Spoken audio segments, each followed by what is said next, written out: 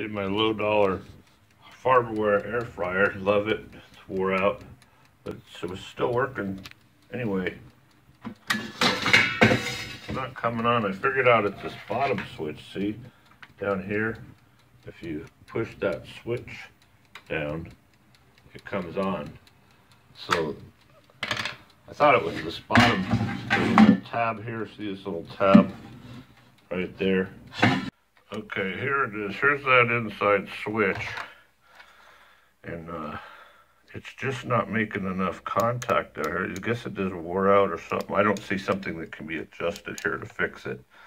So what you could do, you can splice these two together, cut them and splice them. But then the only way you turn it off is by unplugging and plugging it, you know, because it's going to run the whole time that the timer's going.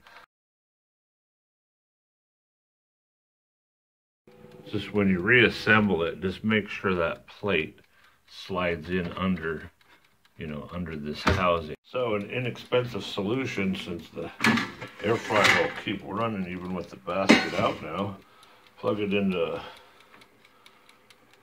power strip, and you can turn it on and off by that if you want to turn it off early.